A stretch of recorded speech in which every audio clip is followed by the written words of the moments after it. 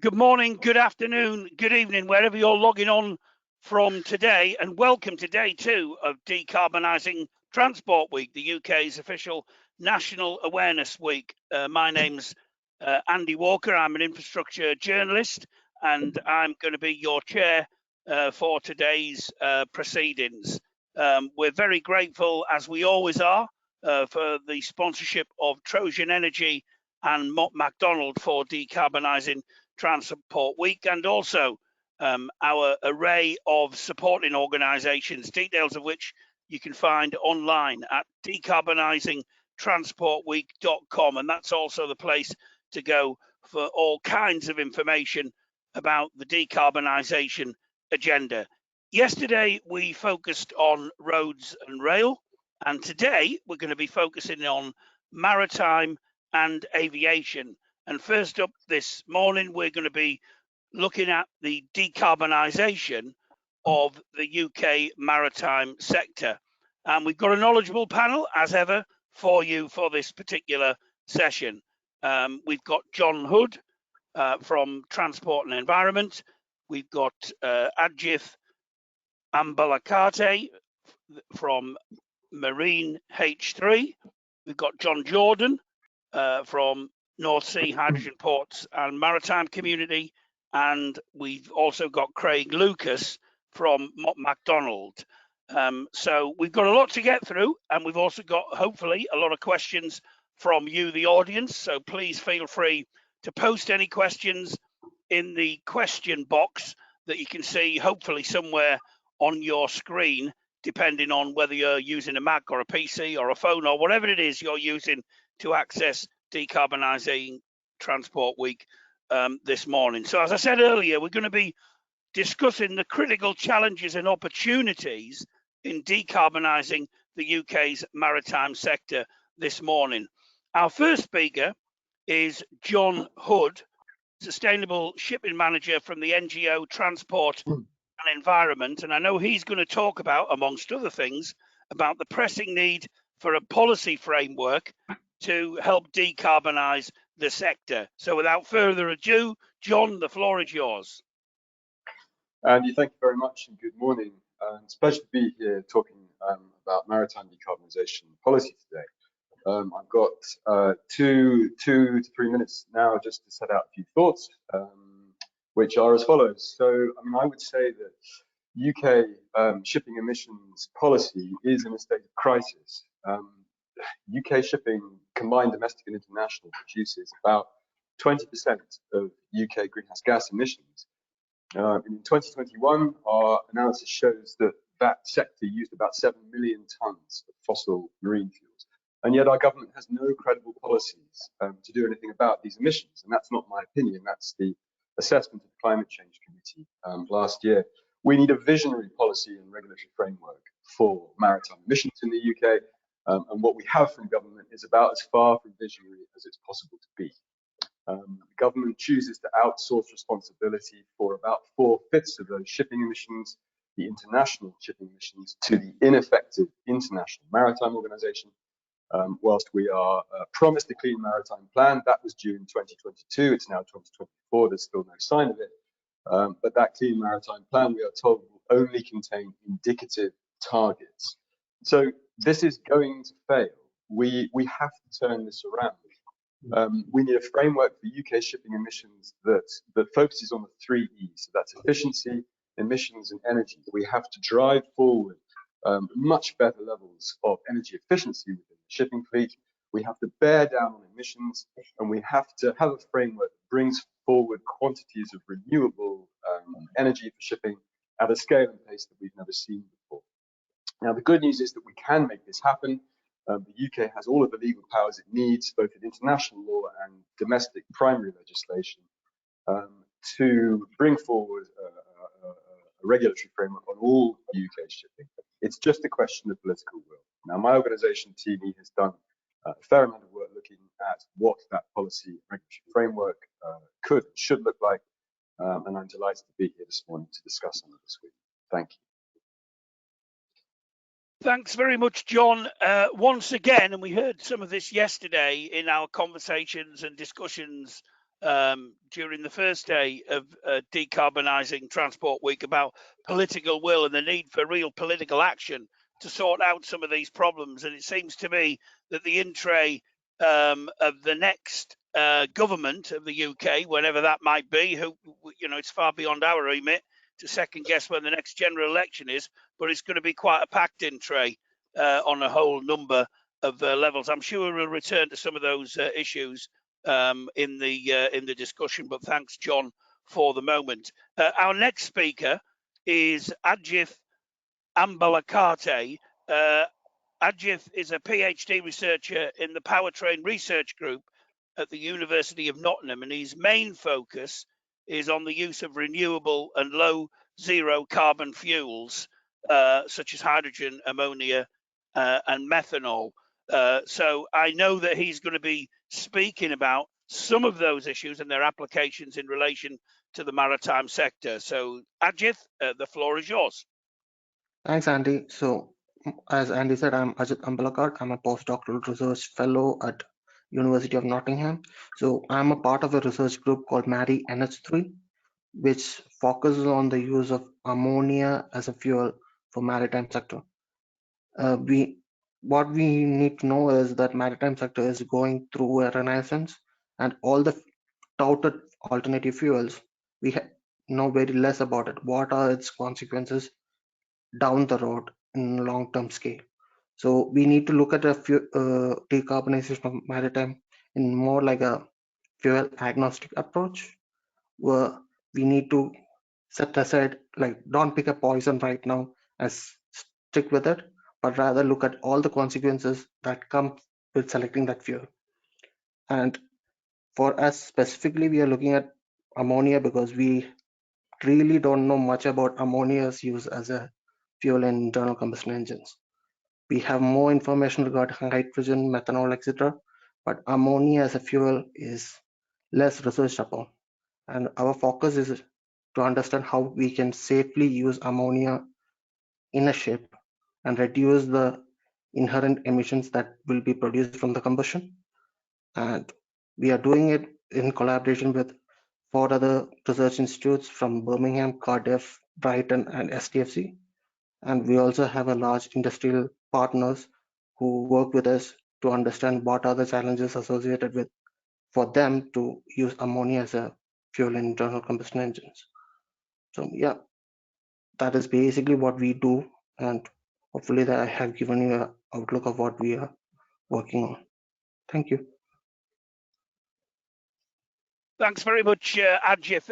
And again, it's interesting to see some of the synergies that we've been discussing throughout the week. The involvement of the academic sector and the education in a lot of the research that's taking place, which I think is good to have that kind of joined up process taking place, particularly when we're talking about as well, hopefully attracting a new layer of people into this wider industry as well. I think that's really important. We'll come back and explore some of those questions that you just raised, Ajith, in the discussion. Our next speaker is Jon Jordan, who's the Secretary of the North Sea Hydrogen Ports and Maritime Community. And unsurprisingly, Jon will be looking at the key role of hydrogen and its derivatives in maritime decarbonisation. So, Jon, your turn next.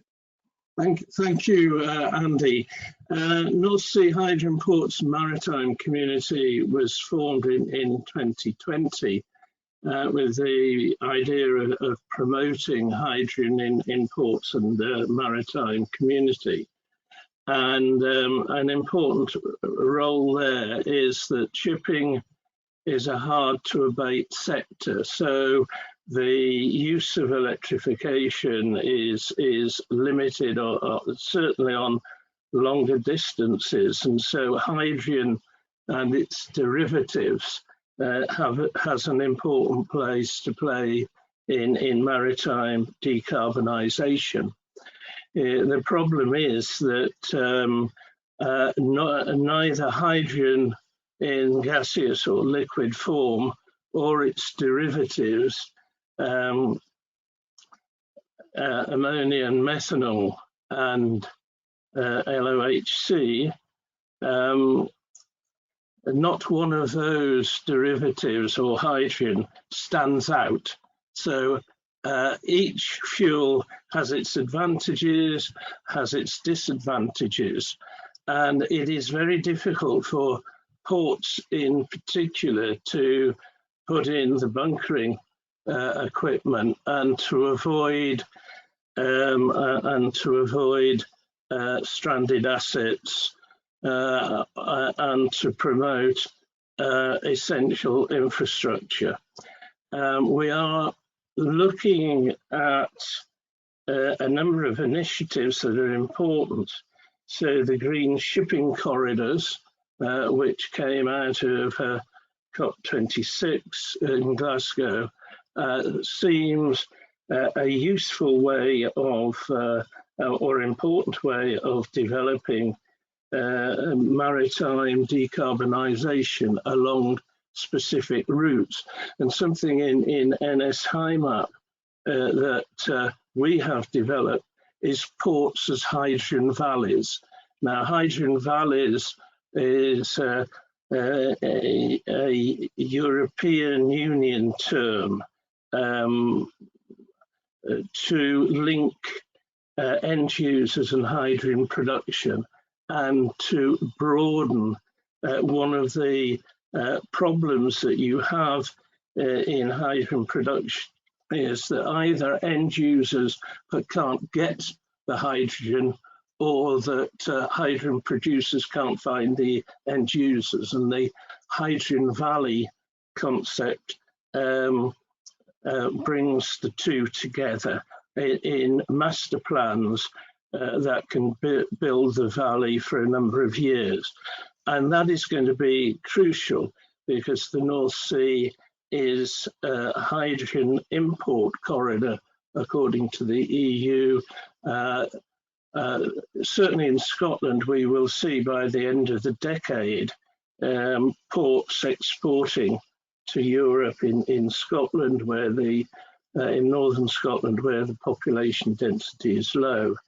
And I'll leave you with the thought that 2030, according to all documents, whether that be UK strategies, whether it be IMO strategy, 2030 is going to be an important tipping point. If we don't do the work between now and 2030, we will not hit the IMO or EU or national targets. So it's an important few years. Thanks very much indeed, John. An important few years, and only 6 years away. Yes. And there's a number of confluences coming together around 2030 in the net zero and environmental sector, as we all well know.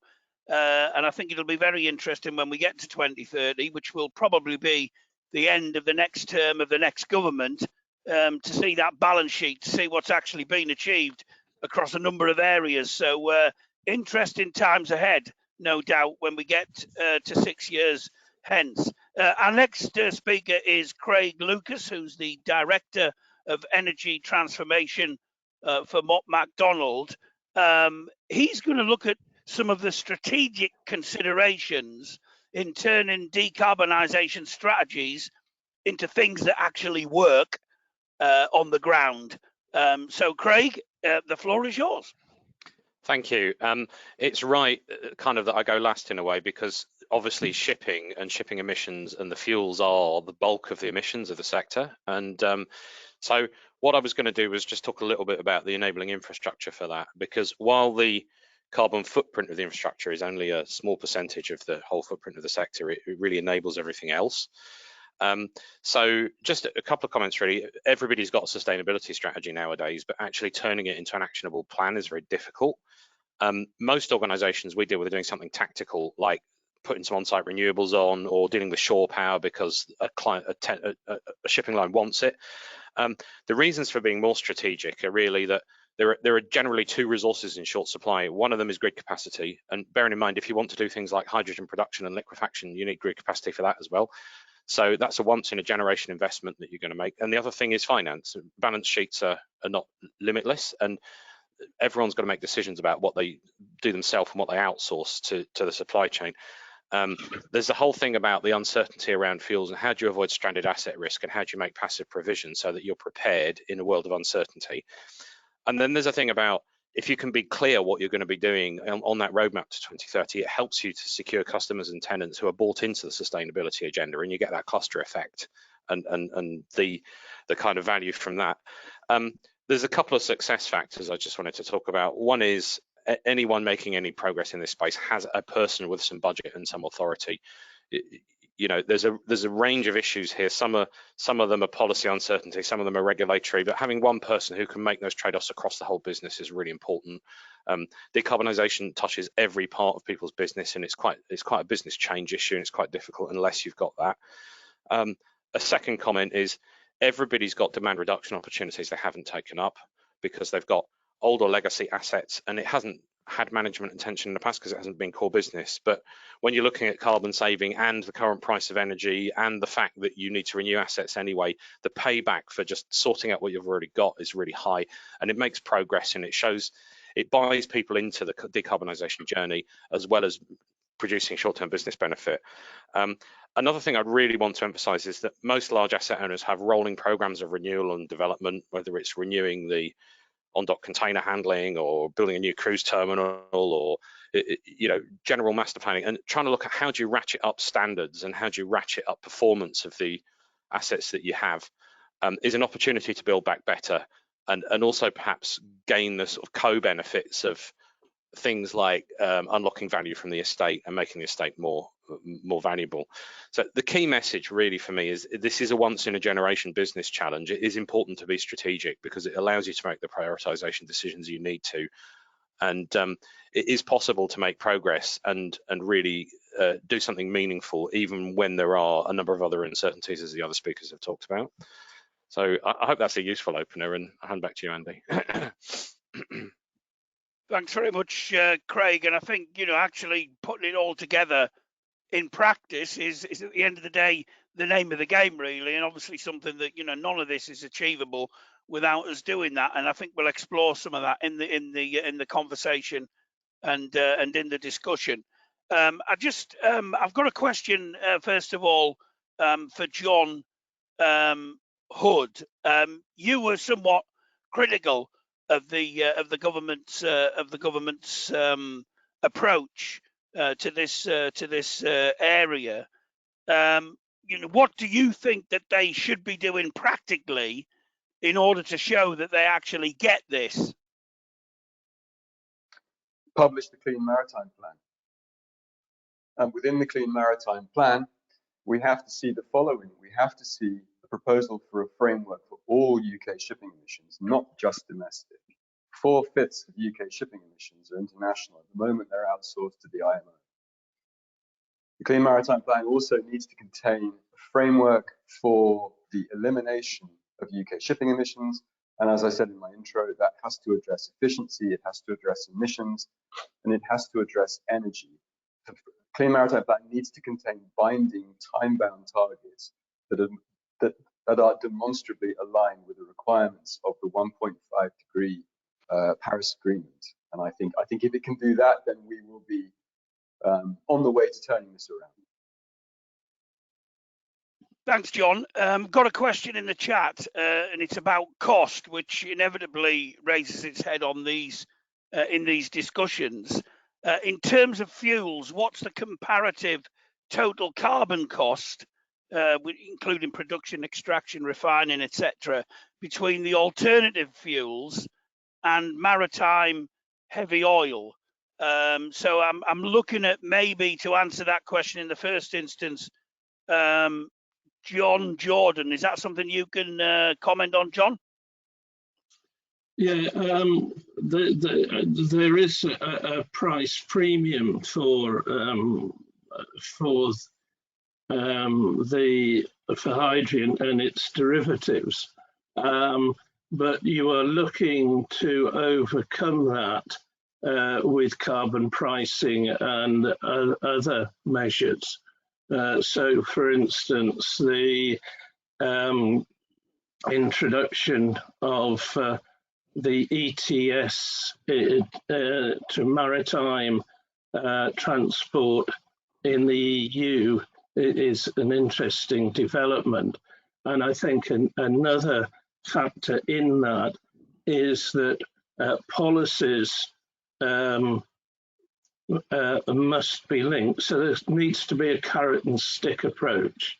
So within the emission trading scheme that the EU operates, you are funding an innovation fund to improve the technology in maritime and other sectors. And it's important that you use this carrot and stick. If you look at the UK, we are still talking about an emission trading scheme. And within the UK at the moment, the ETS is likely to be a stick, but there is no carrot. And we need to look at that. I think it's extremely difficult when you have a bloc the size of the EU and what it can achieve in ETS receipts, and you are then to the west of the EU and trying to do your own thing. I think one of the major factors will be partnership, and that includes fuel suppliers with ship owners, with port authorities. So there's we can look at price, but you need to look at measures to bring prices down and decarbonise. Andy, could I offer a couple of additional thoughts there? Yeah, go on, because I want to bring in Ajith as well. So go on, John, quickly if you can. Just very quickly. So on the subject of the cost of hydrogen-based fuels, we have estimates indicating that ammonia, for example, is likely to be at minimum about 4 times more expensive than conventional bunker fuels. So this is an issue for the scalability of these fuels. But I would also say on the subject of ETS that the present government proposal is only to include about half of UK domestic shipping within the ETS at a carbon price of about £80 a tonne. That's likely to raise revenues of about 170 million a year. If the UK government regulated all UK shipping, domestic and international, within the ETS, we would generate 10 times that much, nearly 1.8 billion a year, which could quite easily be used to bring down the cost of alternative hydrogen-based renewable fuels in shipping. Thanks, John. I just want to bring Ajith in. Obviously, you're focused on ammonia, which obviously is a toxic substance. What are the challenges of using that as a fuel? So what we need to understand is, despite the toxicity of ammonia, ammonia is also a well-used maritime refrigerant. So if you have a ship that catches fish and freezes it on the sea, usually it is done using an ammonia refrigeration plant. So ammonia as a gas that is being used inside a maritime ship is widely common than what we expect. So there are already safety precautions already in place to prevent a gas leak or any toxicity problems associated with ammonia, to detect and probably safely deal with it. The challenge with using it as a fuel is we are basically opening up a closed loop system. So the ammonia inside the refrigeration system is not going anywhere. It is just circulating within that system.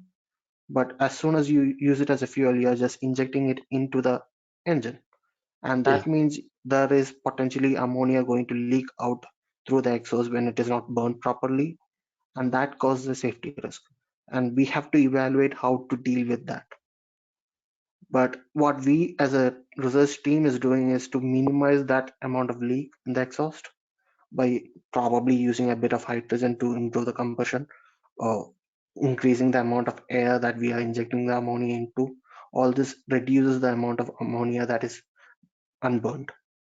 So our aim is to reduce the ammonia in the exhaust to 10 parts per million, which is safer compared to the OHS standards. Thanks, Ajith. I do want to turn to Craig and ask you. You were reflecting on the strategy of all this. In your view, what are the high-level drivers which are influencing owners and operators to act? So we've actually done some market research over the last few months, and I would say that more than half the sector's primary driver is regulatory compliance still. I'll come on to the opportunity side in a moment, but it's a whole picture. It's not just carbon, it's air quality if you're in a city, it's the wider ESG agenda, and it's a whole compliance framework. So that's kind of underpinning most, just the general majority. But then you've got people who've got particular client pressure, their ferry operators want to electrify, or the cruise terminal needs to be attractive. And you've got people who see a business opportunity because they're trying to increase the value of their real estate. And you've got investor pressure as well. Some of the investors in the sector are really invested in energy transition.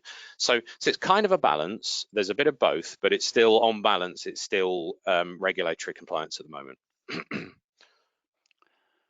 Thanks, Craig. I want to kind of, if obviously we've been focusing very much on shipping here, and that's obviously right, but at the same time, we're talking about ports as well, and thinking about ports as hubs.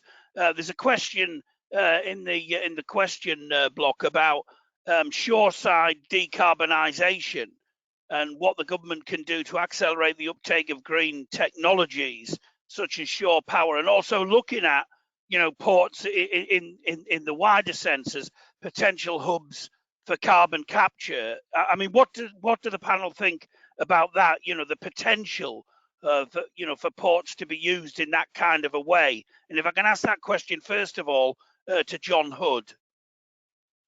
Well, about 10% of UK shipping emissions originate in our ports from vessels running engines at berth for electricity.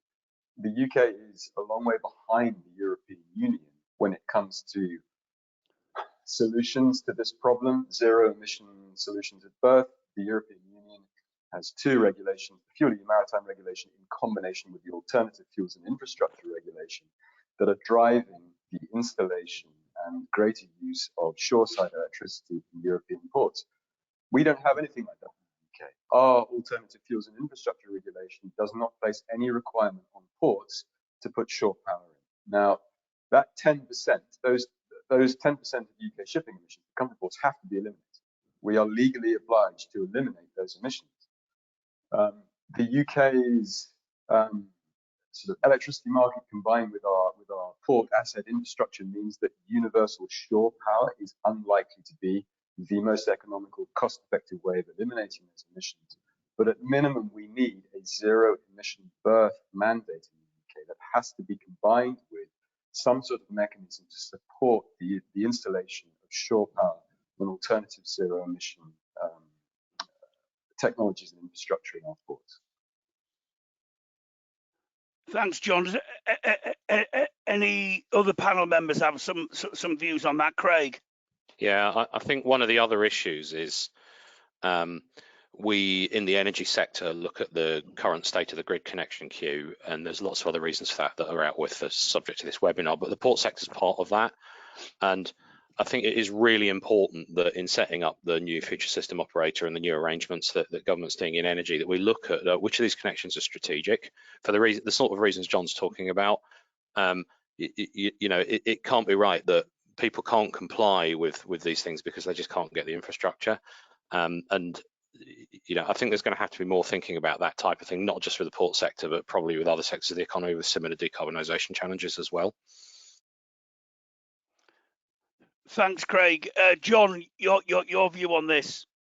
Yeah, the ports will play a major role in hydrogen and its derivatives for two major reasons.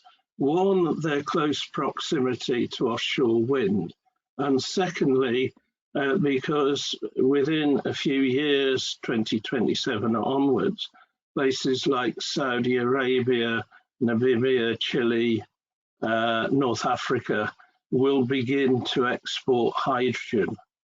So the designation already of North Sea as a hydrogen import corridor is extremely important. What needs to happen next is that we need to put flesh on the bones of what an import corridor will, what its objectives will be and what it will achieve. But you also have to look at the European Hydrogen Backbone Initiative, so that hydrogen arriving in ports either as ammonia or methanol and reconverted into hydrogen will then supply a pipeline network, which is the European Hydrogen Backbone. And there are major gas companies involved in that backbone. And it is important that there are many ports that are industrial complexes, but it is important that the hydrogen is then moved cheaply to other industrial complexes, both in the UK and the EU. Thanks very much, John. I just want to turn back to Ajith, and you know, again, focusing on ammonia, emissions combustion, as we know, is not emission free. So how do these emissions impact the environment, and what can be done about that? So from our research that we have done currently in our university, what we have seen is any combustion will produce emissions, but ammonia does produce lower NOx emissions, and that is the only emissions that ammonia produces. So if you look at hydrogen or methanol, it actually produces more emissions than ammonia. And we have an established system called SCR that deals with NOx emissions in our cars and trucks, everything, that actually uses ammonia to reduce NOx. So you actually can use the fuel to reduce NOx and clean it out as an after treatment system. But let's say if you're using methanol or hydrogen, then you need again ammonia in some form to do that. So it's like ammonia will be present in the ship regardless of what you have to do if you have to treat NOx. So okay, thanks for that. I just want to turn back to Jon Hood. I know that the International Maritime Organization has or should have a key role to play in all of this. What role should the UK be playing within that, and can we help them drive greater progress through our own actions? Well, the single most effective thing that the UK can do to drive progress at the IMO is to regulate UK international shipping emissions independently of the IMO. As an entity to regulate global shipping emissions in line with the requirements of the Paris Agreement, the IMO is ineffective. The 2050 strategy that was agreed last year isn't binding, and the targets it contains are too weak. Now, the UK relies on the IMO for the regulation of 4/5 of our shipping emissions. That means that we are effectively outsourcing legal responsibility for those emissions to an entity that doesn't have a strategy in place to eliminate them. And those emissions are included in the carbon budgets as of 2033, which means that if the IMO fails, if the IMO strategy does not deliver the emissions reductions that are needed, the UK government is going to find itself with effectively an unregulated liability in the form of its international shipping emissions, which means the greater emissions reductions will have to be found elsewhere in the economy, which is far from fair. Now, the UK has all of the powers that it needs, the legal powers in international law and domestic legislation, to regulate all of its international shipping emissions through its own domestic framework, just like the EU already does. And you know, this would be a classic example of the UK showing international climate leadership at the IMO, because we would be showing the IMO and every member state in the IMO how to implement the IMO strategy, but do so in a way that's actually effective. Thanks, John. I just want to turn to the other John very briefly, because then I want to bring Craig in on kind of a bigger picture issue as well. You mentioned when you spoke, John, about ports needing to tool up their bunkering facilities. You know, is that likely? Is that going to happen? How do we encourage that? What are the prospects for that?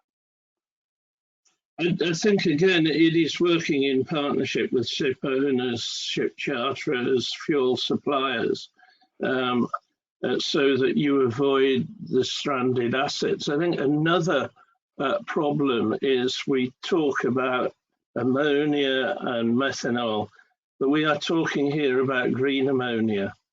We're talking about green hydrogen if we're going to reduce emissions. And one of the major problems is, how do we create markets in these derivatives? We have the first reverse auctions, if you like, or contracts for difference. So that the UK was the first off the blocks there, and the EU has done its first hydrogen auction, where a target price is set for the producer, and then I think it's H2 Global who are organising the auctions on behalf of the EU, but the EU or H2 Global will then sell at a lower price, and they will cover the difference through the innovation fund. So there are mechanisms here to stimulate the market, and it is difficult going back to bunkering. It is difficult for ports to work out what to do when there are very few market signals. Thanks, John. Craig, we're probably going to have to finish with this because we're literally running out of time. We've discussed, quite a bit around some of the strategy around all of this, and we can argue over whether or not the strategy is everything that it should be. But in your view, Craig, what are the key barriers to turning the high-level strategy into a practical and actionable program of work? And if you can, in answering that, if you can try and give us an answer. I know there's probably greater minds than yours of being taxed with that. In practice, when we talk to port owners and operators, which is mainly the part of the market we're talking to, the first thing is actually having demand for green energy. So if you can create a scheme that generates demand, either through the tenants or customers wanting it for whatever reason, or wanting it from their supply chain, then that's one of the major things. The Green Corridors Initiative is quite a helpful way of looking at it in some respects, because it syndicates risk. Then we've got suitability of the infrastructure that's there already and whether it's actually adaptable. People also talk about regulatory complexity. It's not just carbon, it's the whole ESG suite, really. And internal capacity of the businesses in the sector as well. People haven't really had to think about these issues in previous generations, and maturity of thinking. And then the final thing we get is access to finance, really. So how do we turn these strategic ambitions into things that are bankable and fundable? And I guess that comes back to where can that demand be realized, either because people higher up the supply chain will pay for it or absorb it, or because schemes are put in place to syndicate the risk, or there's government support. So I think there's a number of different reasons there, but demand pulls everything forward, I think.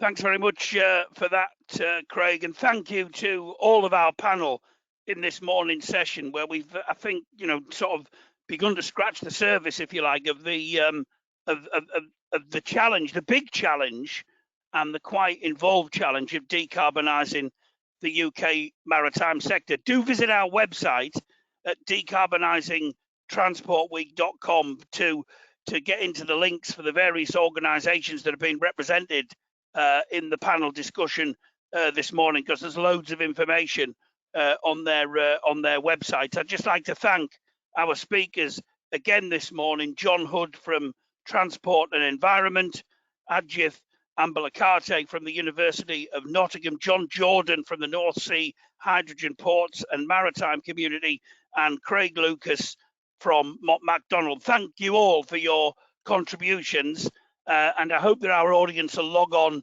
via the link that you have been sent or that you can be sent for our next session in Decarbonising Transport Week, which takes place in 20 minutes time at 10 o'clock UK time. Well, we'll be looking at the whole area of decarbonising aviation, where I know we're going to have another very interesting conversation. So thanks again to Jon, to Craig, to the other Jon, and to Amrit as well. Thanks very much indeed, and we'll see you on the other side. Thank you. Thank you. Andy, thanks everyone. Thanks everyone.